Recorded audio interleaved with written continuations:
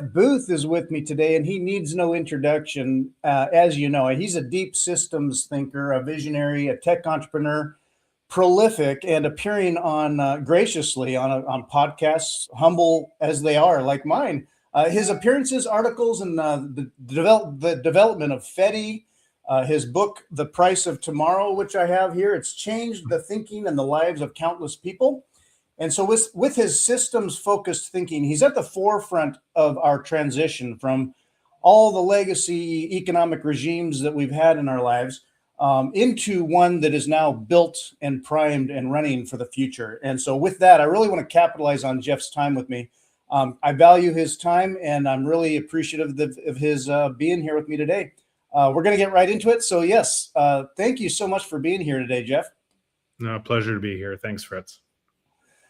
Now, to start out with, and it's in your book, your friend Chen Fong from the Creative Destruction Lab, he had a story that I think about today about his parents being worried about the 2008 financial crisis, having had past experience with governments and international affairs. And there was a quote that they had said, you'd cited, that said, "First currency wars, then trade wars, then real wars." And here we are, apparently in an intractable war again. And so I try to zoom out, see the big picture, not get wrapped up into the details and wonderings and the politics and all that. And it also reinforces why why people should Bitcoin.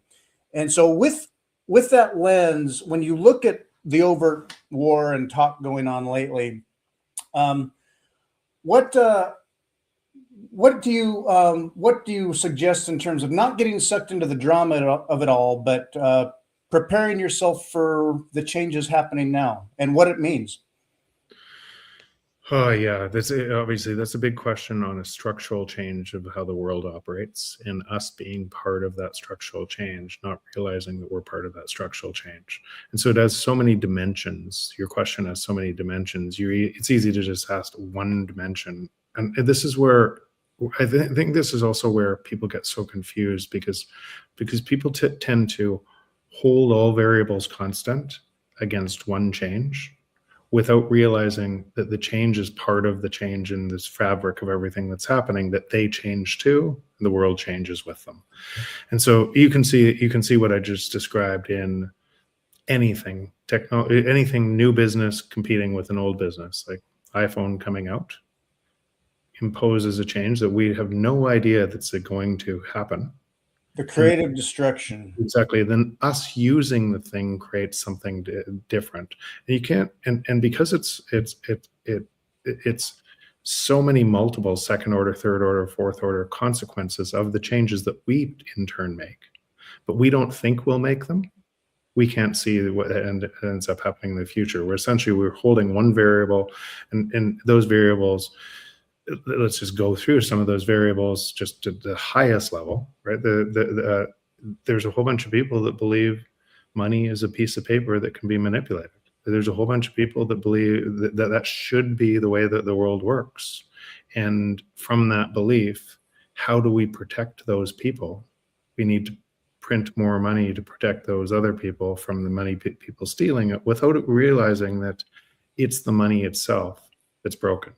And all of the experts inside that bubble reinforce that belief, because if debt is lent into existence, and all the experts that anything on monetary theory would say you can't let debt collapse, right? But the free market is the opposite of that. Mm-hmm. So it creates tension. It creates a break in our brains that they both can't be true. But we hold on to those past beliefs so hard because they're who we are, right? We lived in it. We grew up in it. Our parents grew up in it. This is how you build a family, and this is how you achieve wealth and everything else. And you don't ever want to question the underlying structure of the whole thing, because it would mean resetting all of your entire frame of reference. And that's hard for our brains to accept. It's very hard for our brains. It's chaotic in our own brains. And that's why a lot of my work, even though it's 100% true, faces resistance in people's minds. Mm-hmm. And they want to push back, and they want to look for somebody else's expert to make sense of the world that they've always known. And so then what would happen out of that, if that system is essentially theft, it's not the free market. That system would have to drive Jeffrey Epstein. It would have to drive control of the narratives. It would have to drive big business controlling everything else. It would have to drive you inside of that. It would have to drive all wars. But you wouldn't believe it was your actions within that system contributing to the system. It would be so easy to see it's always somebody else. Yeah, so, right. So you'd be sucked along in it, trying to hold a narrative violation to the world you've always known. Not wanting to accept the narrative violation because it's too hard on your psyche. So this is why really big truths that are true for sure face a violent clash in our own minds, and we want it's way easier in life to believe it's somebody else's fault, and they should and you have nothing to do with it, than your own agency. And so so what does that mean in the biggest way? It means what we're facing in the world as we transition to this new system from this old system. It means it's going to be chaotic. It's going to be staggeringly chaotic. It doesn't have to be chaotic for you. You can just move. Mm-hmm. But what you typically do is you're spending all your time in the chaos. And I'm not saying you, Fritz, many Bitcoiners have removed themselves from the chaos. All of us born into this fiat world that may not know otherwise. And yeah. And then if you just imagined there's 8 billion people on the planet going through this break in their brains that has always been this way, that a new system is imposing a new way, then there would be very, very few people in aggregate, right, in as a percentage, that had actually already made the shift in their minds, that it were above all the noise, and they just tuned it out, and they were building on. So what would it feel like if those people, the very few, were looking at all the other people all day long and wondering why they don't get it? It would look exactly like it looks today. And so all of these things are caused by us not living in a global free market. Everything. Right. Not living in abundance, moving to fear and scarcity, and those two thoughts can't hold in your brain at the same time. It's either fear or love, and it's either, and so that fear drives into a control system. I can't do this because, and you'll make up every reason, and it'll be true for you. Or you move into a different system that's also true for you. So the world is created ultimately of us all bumping into each other in these belief structures that we have, and each version of reality is true for each of us. Fear or love? Which way, fellow pleb, Bitcoiner? And I will say, unexpectedly, as I might add, when I first got into Bitcoin, and your incentives change as you spend time with it. And I did not expect the depth at which it would change sort of my sense of things like sovereignty, personal agency. What am I spending my time and energy on? It reframed my brain in so many ways that way that I think it does that for a lot of people. And you've written a lot of great articles, one of which I'm just going to bring to stage real quick, The Greatest Game. And in this, because I think if I didn't have Bitcoin, I'd be pretty black pilled, to be honest. I'd just be like, hoard your gold and ammo, or I don't know, whatever, but you'd be kind of feeling stuck.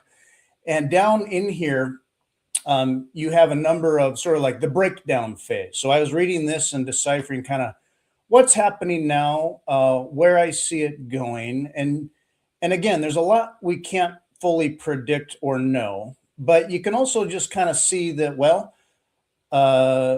it's a train wreck. So, I mean, train wrecks happen differently every time, but it's a train wreck. And so it forces me to step back and get to my foundational sense of what am I doing with my time and energy? Why am I doing that? What are, not to overwhelm myself, but kind of what's just the next simple step I can take, which I'll talk to as well, because you taught me that a couple of years ago explicitly when I met you in Portland, and I want to touch on that.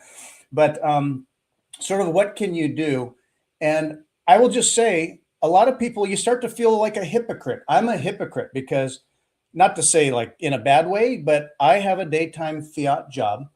I get paid in Fiat. I pay my taxes in Fiat. I have bills that I still negotiate in Fiat.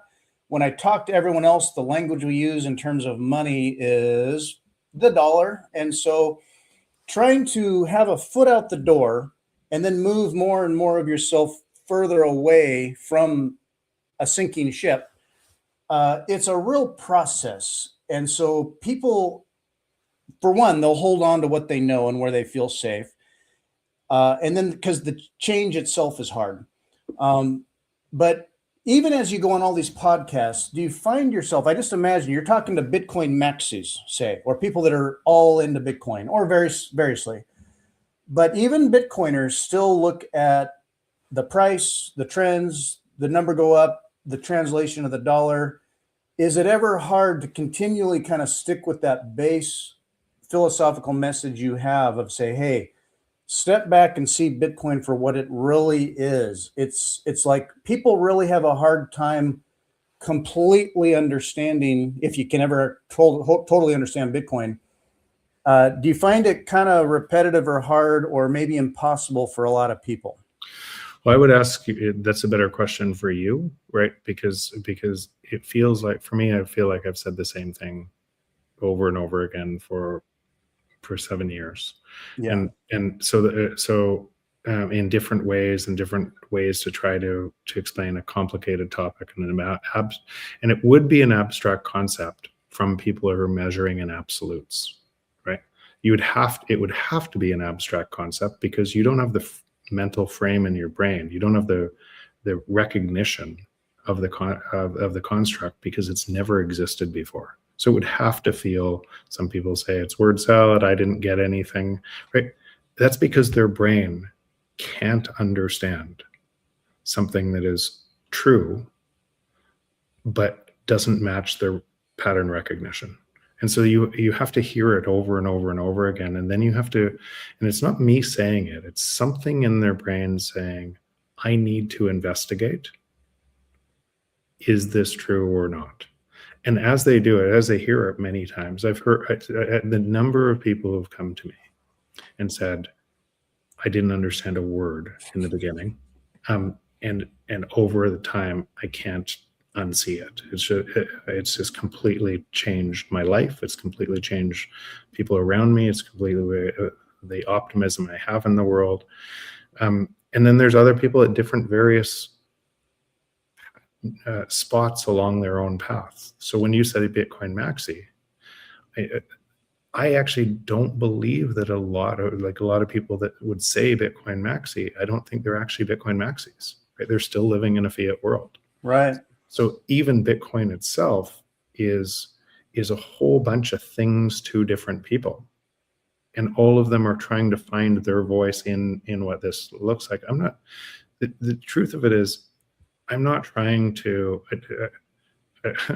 I don't need the fame, don't need the fortune, don't need anything else. I'm not trying, I feel like if it's helpful, I'll keep doing it. If it's not, then I'm really looking forward to other people just carrying the torch. And there's so many people carrying the torch in their own different ways and touching other people. The market responds to value. So what I would say is, I feel like what's happening in my life is it's valuable to other people, and the market is responding because it's impacting. That's the way the free market works. And the more different that is from somebody else, as you're able to impact, like if you just think about what If everybody was stuck in this system that they don't know that they're stuck in, and they're making the system stronger, and they're worried about, and they're moving into fear and control, deeper and deeper into fear and control. And if everybody was measuring from that same money that they were contributing to, and you weren't, what would your life look like versus all of those people? And then could you be a beacon? Not to try to change. You don't care if they change. They can do whatever they want. Right. But could you just be a beacon on who you are to propose a different path? That's all it is. And if that's true, if it's right, more people will follow that, not because I said so, because they understand it.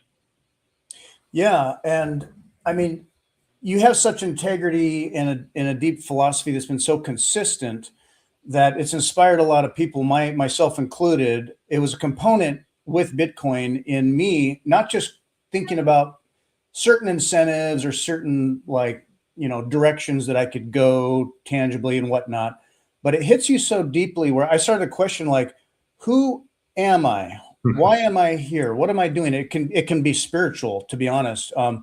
Throwing the stage here real quick. So I met you in Portland at the conference a couple of years ago there, and you gave a speech. And I don't know if you remember, but during this speech, you were in the midst of it, and there was a storm outside, and the power went out. Yeah, I remember. You literally brought the lights down. It was kind of eerie, but also kind of cool. And then you had to talk loud enough so everybody could hear you. But here's what I remember of what you said there, because I had listened to podcasts. I'd read some of your writings and was I want to say, I've been into Bitcoin for a while, and yet I was still so early, and I was in kind of this situation of like, okay, well, like I get it, and I'm stacking, and I'm maxi, but now what? I've got a fiat job. I got to balance my time, family, and all the things. What you said there hit me really specifically with those pictures I took, and I left that just thinking, because one point you made, in addition to that, of the exponential changes and how we can't get our minds around the exponential components, the natural state of, with tech and everything being deflationary, and where those worlds collide with our credit-based system. But you sort of giving it to the audience of like, what is that next step you can do? Let's say whatever level you're at, you're doing not much to maybe a lot, and you're there. So what's then for you the next little thing you can do? And here's what I did is after that conference, I'd been rolling some ideas in my mind, and I left that after your talk realizing that I felt more committed to, for example, this podcast, in addition to other work I was doing for Bitcoin. But it was inspiring to me, and I'll just say thank you for that. Your messages remained consistent there, and encouraging, motivating people to just say, to help unstuck themselves, like whatever you're doing, whatever that is, kind of what might you imagine that next step is. And I think that's a good way to approach it, is not that you need people to, I wish people thought differently or did more or would do things, but it's up to them. And it's not this big, you're either in or you're out. It's sort of like, what's sort of the next step for you in your life? So I think that makes it more digestible for people. Let me just say, when it comes to the exponential component, and we can't get our mind, I literally tried to fold a piece of paper 7 times, and that gets hard. And so as technology exponentially collides with inflation, and I want to I zoom out and see, like, where is this all going? My nature is to imagine the big picture outcomes. And here's where I go with it. And you touch upon it in your articles, but I think of what's coming is things like UBI, CBDCs, increased digital ID, and the need for the sovereign to maintain control and a grip on what they can. And even as they might need to realign with things around Bitcoin, they want to have their walled gardens or manage it, or like the de minimis tax thing going on lately. They're kind of trying to manage it, but do you see that ultimately, as Bitcoin continues, presuming decentralized and secure, as Bitcoin just continues to run and grow its roots throughout the world, do you see even large governments at some point kind of having to bend the knee to that new rule? So there's so many. So the answer is yes, I do. Mm-hmm. But in any time frame, in any certain time frame, there's so much complication to that. When I said we are both the map and the territory, and so just before we went to that spot, you were talking about the impact I might have made on you through a moment of a speech. But most times you don't know the impact you make on other people. This is the first time I heard it from you. But it's a beautiful thing, right? Because we are all connected.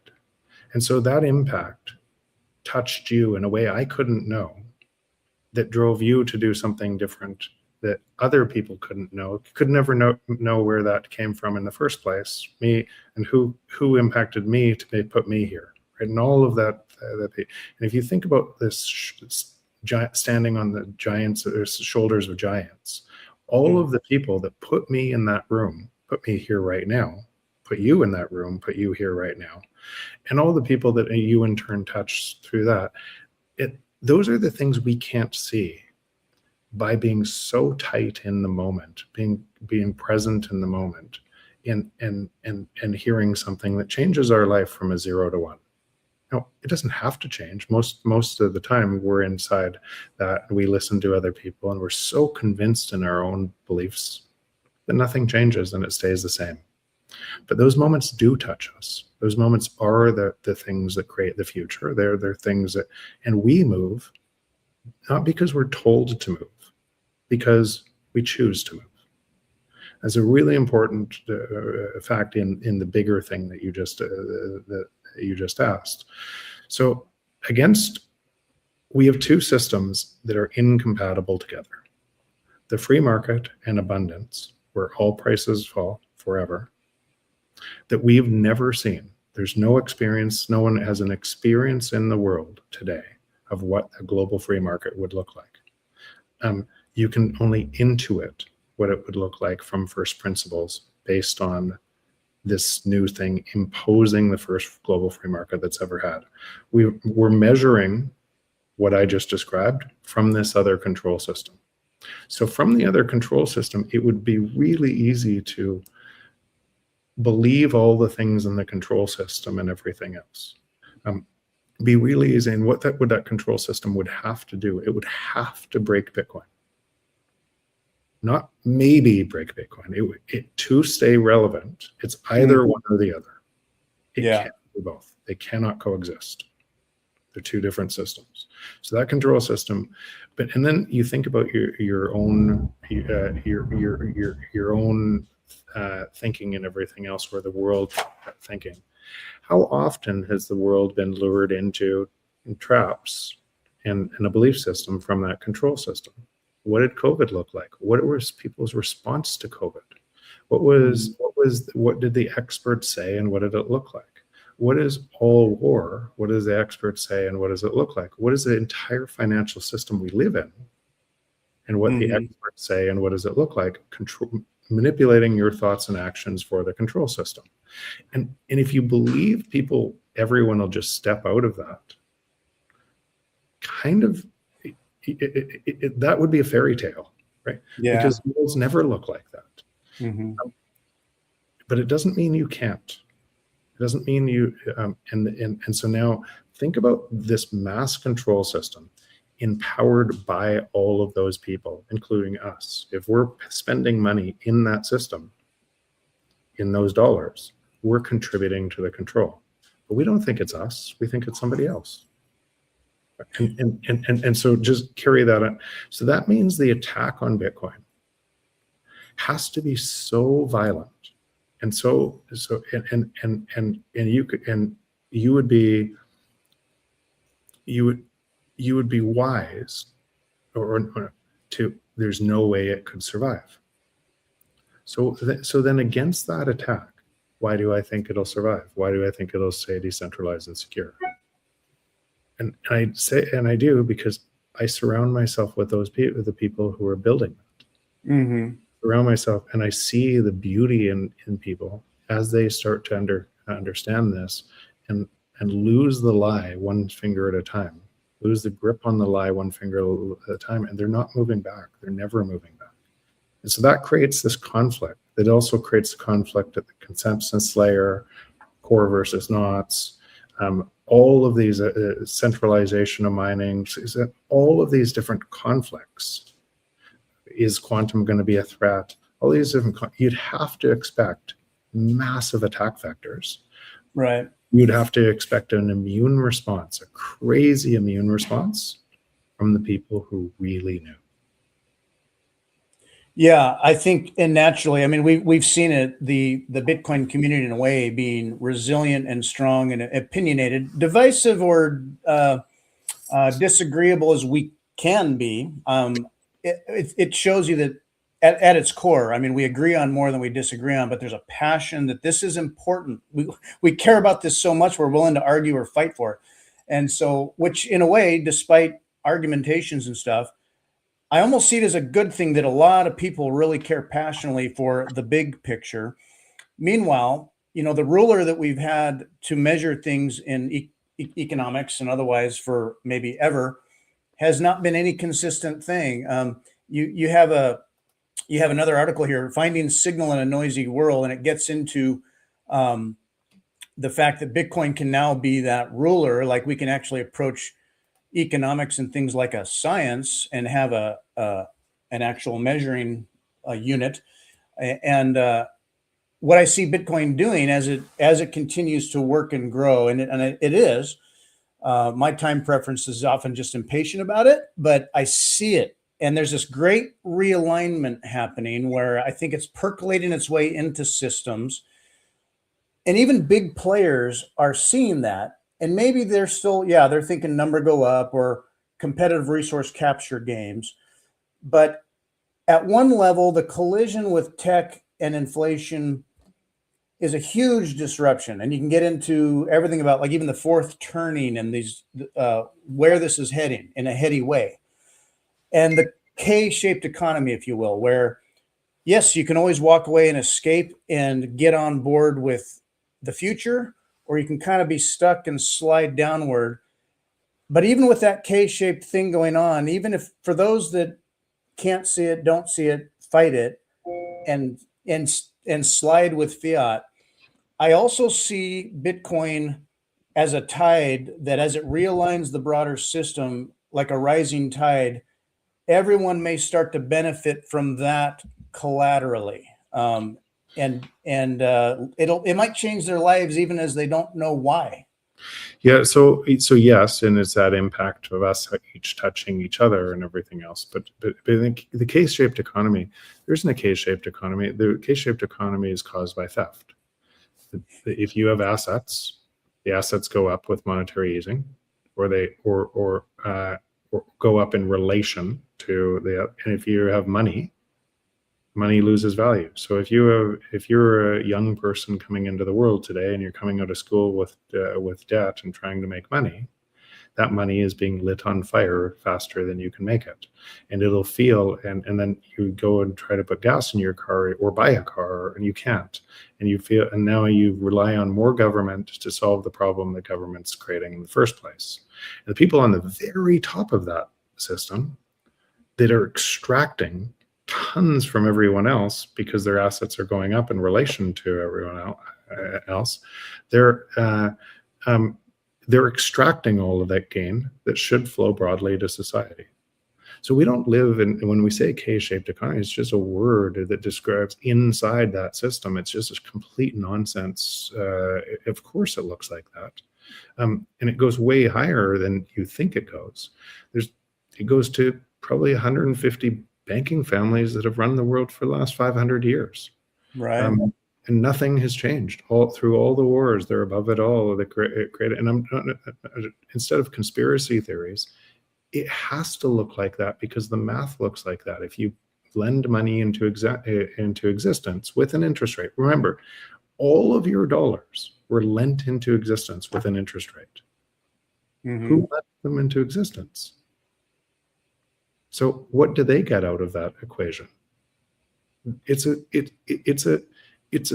theft of your time and energy at a scale that is almost unimaginable.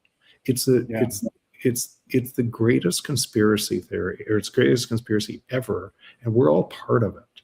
And if we use that money, this other system doesn't work anything like that. Nothing. And all you have to do is move some of your time and energy into this other system, and you contribute.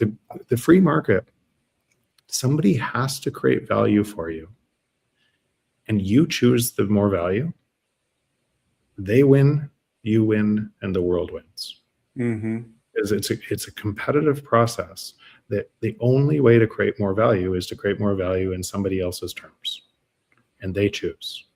So now if you add these things together and where we're going with AI and the works, I had a company with 70 engineers, numerous product managers over top of the engineers. It would take years to be able to build technology. Some of the stuff that we built, iteration across a big company. Is that build direct? Yeah, I can now do that work myself, all of it. I don't need any engineers. I can vibe code the thing myself with an idea to execution. So what does that mean if I can do that? And I never had any coding experience. I obviously know how technology works. I know that I'm at the front edge of technology, but I always hired teams that were really strong in that to be able to help me, because I didn't have the skill set to do that. But now I can do it myself. What does that mean that if everybody has that ability? Everybody does have that ability right now. That means all ideas explode. Competition explodes to be able to provide value. And most ideas will fail because nobody sees them, nobody wants them, some of those ideas will provide crazy abundance we can't even see today. And it's not 100 people or a group of Silicon Valley people with all the money that have the ideas. Everyone has the idea. Everyone can do it now. Everyone. So now add 8 billion people with all of these ideas that you can make in an instant. It only works if you provide value to other people, and they choose the value. Wouldn't that accelerate staggeringly the abundance we should share in the world? Absolutely, yeah. That's where we're going. But the only thing that's measuring that is Bitcoin, and that's why if you're in the other system, and you've been enriched in the other system, at the very top of the other system, and this includes governments, and it includes the U.S., it includes all first world, it includes everyone. If you're at the top of the other system, of a control system, that is very dangerous for your control system, because it attributes the power that you have that's stolen from other people to them. Yeah. We should expect chaos. We should expect this is going to be a very turbulent world we're moving through.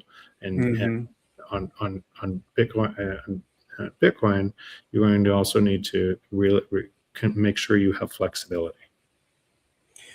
Yeah, it staggers the mind, because, trying to envision what exponential means, even as we're in the midst of it, and yet it's not slowing down. I mean, it's growing at this crazy rate. And I think the amount of productivity that in my fiat world and fiat work, how much we get done in a day that we can get done. And yet I work adjacent to many people that are still, it's like you clock in, you clock out, you got to put in your 40 hours a week. That measures the value for the time, and yet it's not an accurate reflective measure of what people are actually getting done, and then ultimately where that value goes and where the money goes and all the things. But you touch upon history here. So as this Permian explosion occurs with abundance, it's amazing to me if I really zoom out and look at the span of human history, and you allude to like the history of like hundreds and hundreds of years of just banking and money and sovereigns playing their tournament of kings and all the things.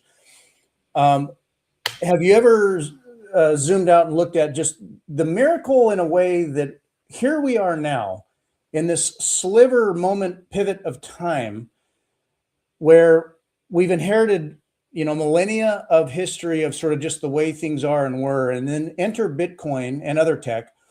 And suddenly it's weird to imagine that we are alive now at this moment in time where I think everything is happening and it's potentially the most crazy, wild shift or chaos that we'll ever see. Not that there hasn't been war and everything, but this is different. This is something novel in the human species. And to be alive here now, just kind of, does it blow your mind if you think about being alive on this planet in this decade right now?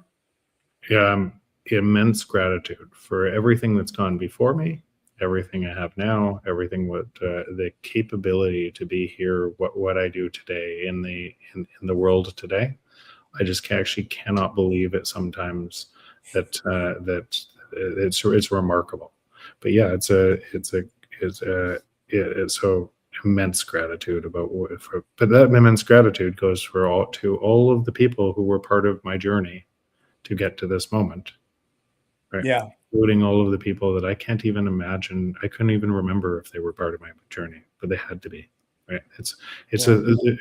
Information creates more information, creates more error correction, and this has taken us to a point of time that I think, and before I say that, I think every single group of humans going through thinks their time is the most interesting time, but possibly. because they only have reference to their time against all other periods of time, right? Yeah.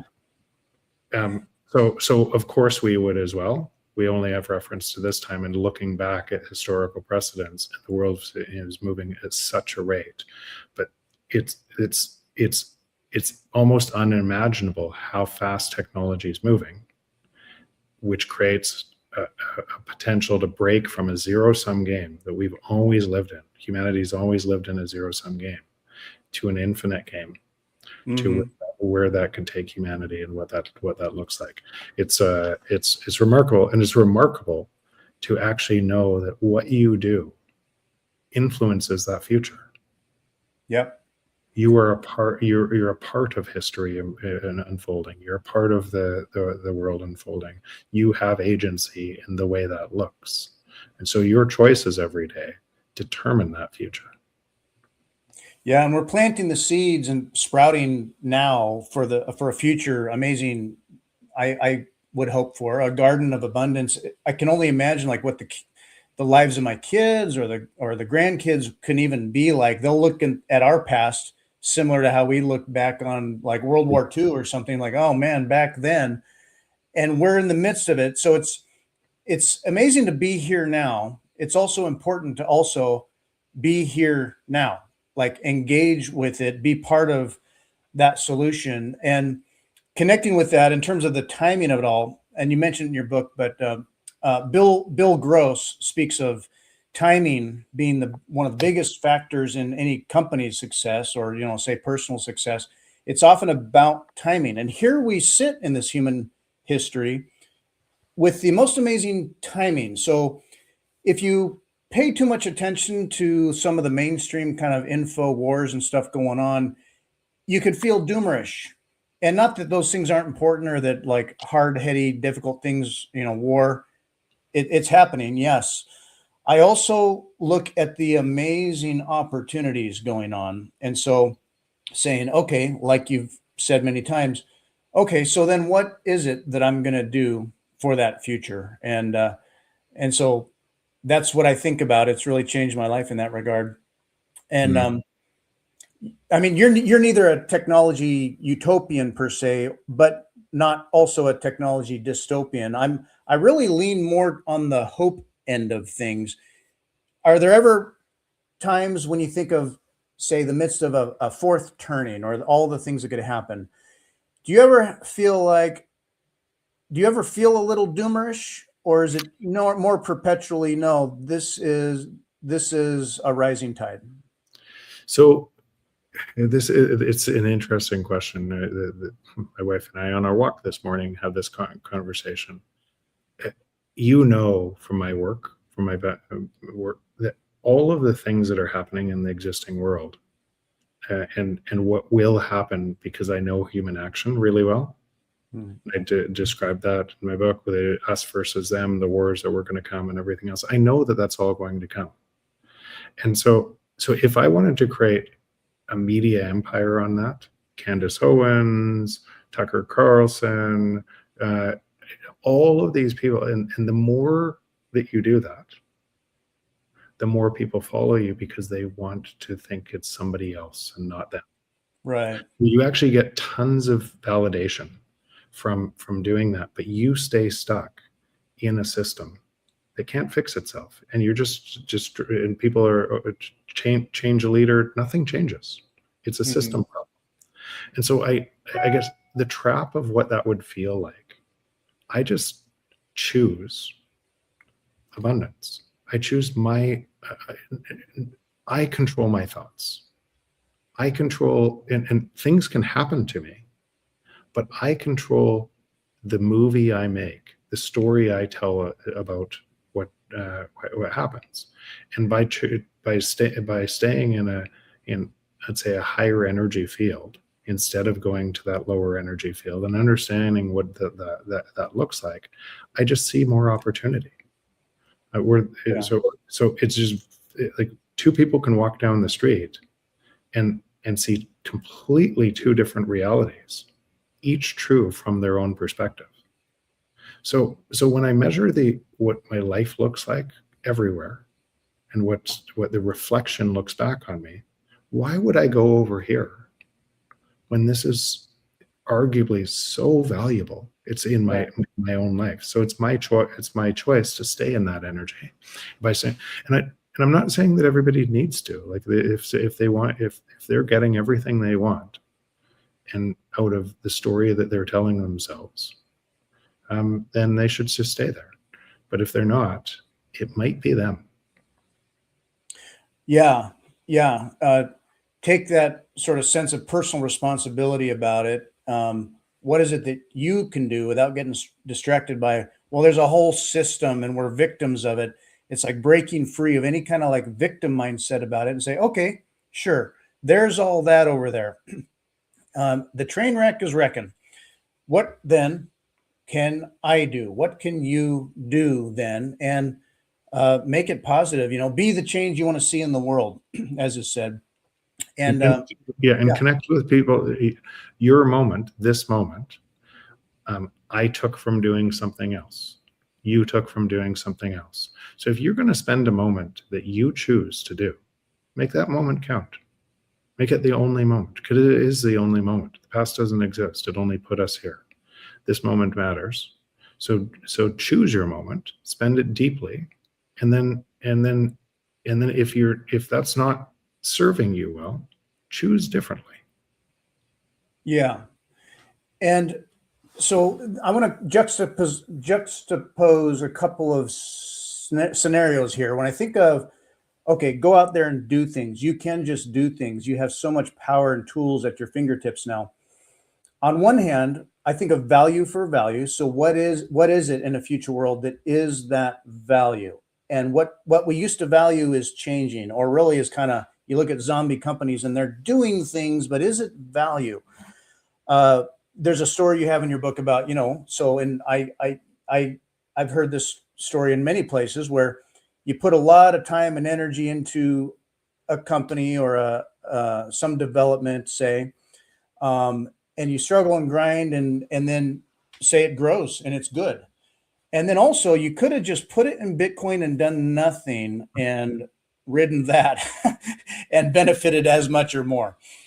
So I would say, okay, not to short circuit creating value in the world, put in time and effort to things that are important and visions and creations you have, but also not to be stuck in a fiat world where, well, I'm going to like hustle here and put it in Bitcoin and then just sit back and watch and just rest on my Bitcoin beach. It's important to still, yes, even as you do that, to be creating, doing, producing things in the world, but perhaps imagining what that value is for a future positive, healthy world.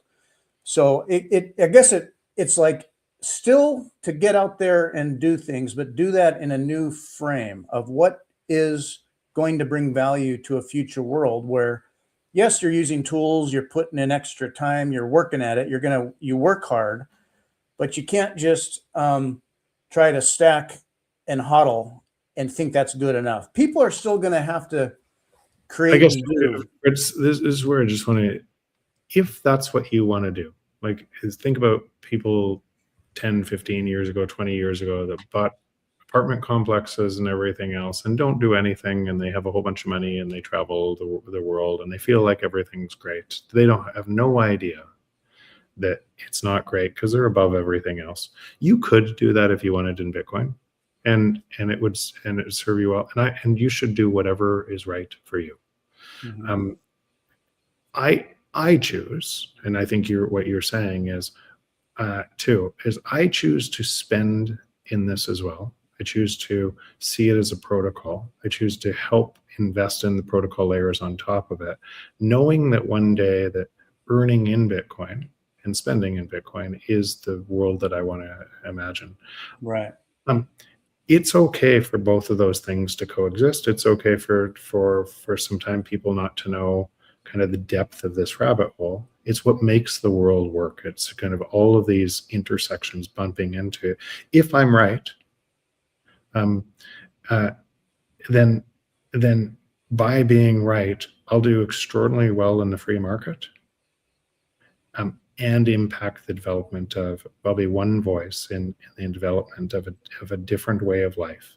Mm-hmm. that looks totally different. But you could somewhere else you could say he's totally wrong, and that would be a test, right? These things would bump in, and they would have to coexist until one or one example or another.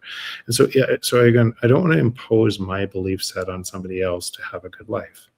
They should do exactly what's right, but they should always question. And each time that they feel like I don't have everything I feel I need or I want and everything else, life's not exactly, then they shouldn't look at everybody else.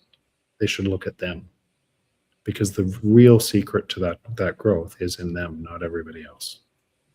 Yes. And speaking of, so value for value, a future world where, I want Bitcoin to succeed, even as it can be usable as a medium of exchange or layers on top of that. I would be remiss if I didn't bring up Fedi, the idea that if you value sovereignty and anonymity and community, Fedi helps encapsulate a lot of these ideas together, where using Bitcoin as a base layer, but layers on top of that to participate in a federation. And yeah, so now I want to be respectful of your time, but real quick, with Fedi, you created this with Obi and others to develop another tool for people to use to participate in the Bitcoin economy, and to do so with some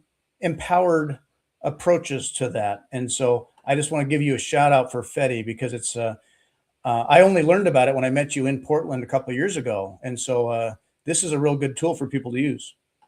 So the cypherpunks in the 80s talked about a digital surveillance state that would happen on top of money and the internet, that would constantly coalesce into a surveillance state. Right. And if you read the cypherpunk manifesto, I can't remember how many times they mention privacy, but it's over and over and over and over again. And I'm going to steal something from Obi that he says on this all the time. Satoshi, if he were walking around today, has power through privacy.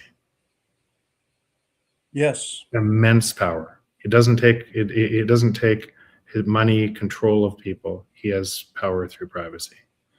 And so privacy is, so if you understood where the world was going, and it was in Bitcoin nodes and the works, and most people will give strength to the system and measure in the US dollar, and it'll move into this Orwellian state faster and faster and faster.